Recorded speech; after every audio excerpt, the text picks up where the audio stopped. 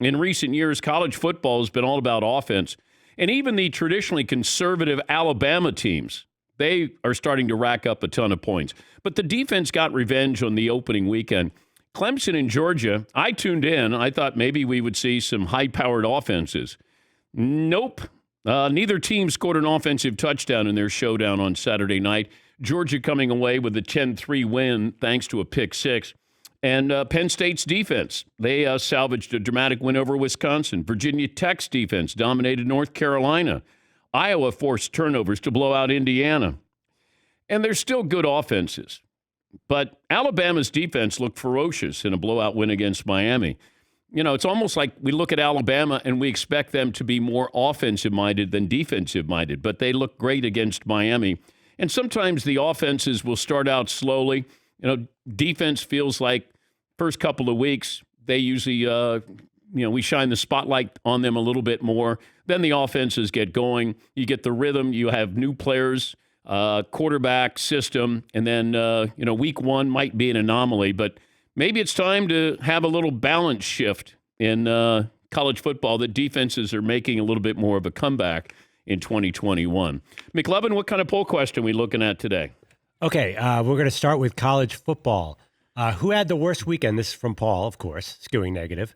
The Indiana Hoosiers, the Miami Hurricanes, the Clemson Tigers, the LSU Tigers.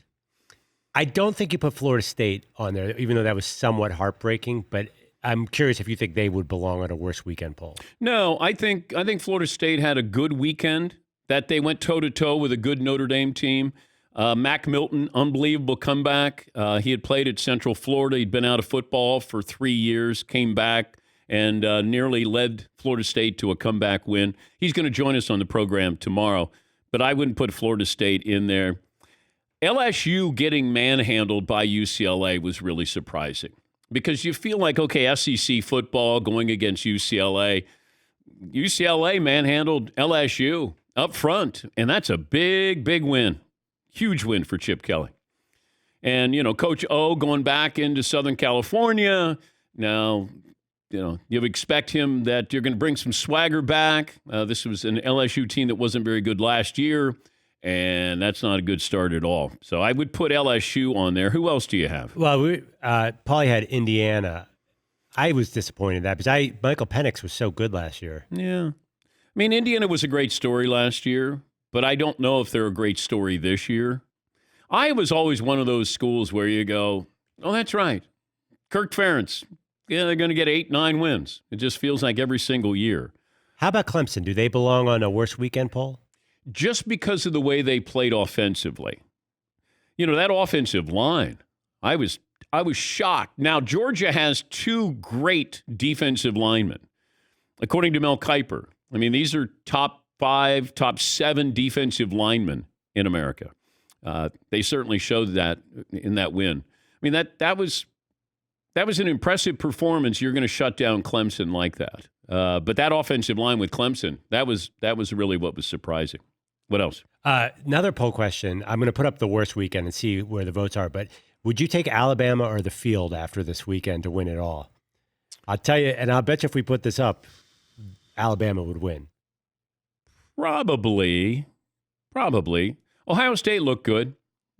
And Georgia looked good. Oklahoma was okay. I mean, you're playing Tulane and you give up 35 points. It's early. But yeah, people would probably side with Alabama over the field. I wouldn't. Not yet. But, Bryce Young looked really good. But this is, the week-to-week reaction that we have. We have to have that. I know exactly what this team is all about. I know who's good and who's not. There's going to be, in a month from now, what we say today, we could play back a month from now, and we're like, oh, that's right. I don't know what I was thinking. What else? By the way, did you just declare Bryce Young the Heisman frontrunner? Because of course he is. Of course he is. Yeah.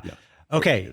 What is a more entertaining kind of game? This is so obvious, but Notre Dame, Florida State, back and forth, wild game, or a defensive old-fashioned battle between Clemson and Georgia? Which did you enjoy more?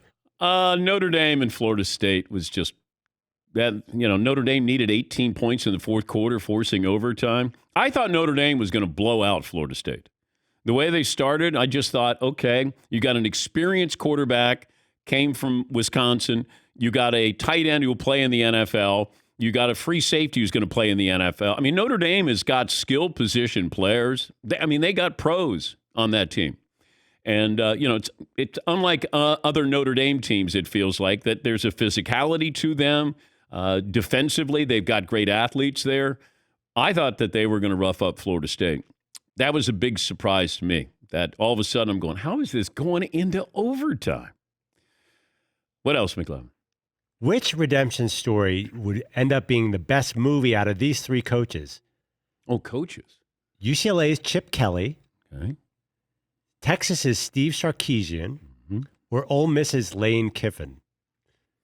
Those are my three big redemption stories. I might be missing some more, too. Let's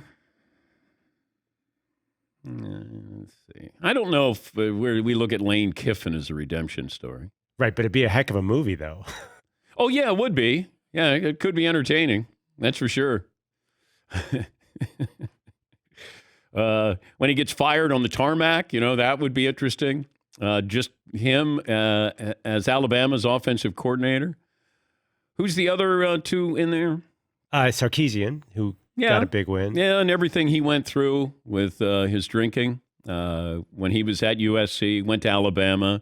And then it's almost like that's where you go. ESPN is a place you go if you're a coach and you're waiting to coach again.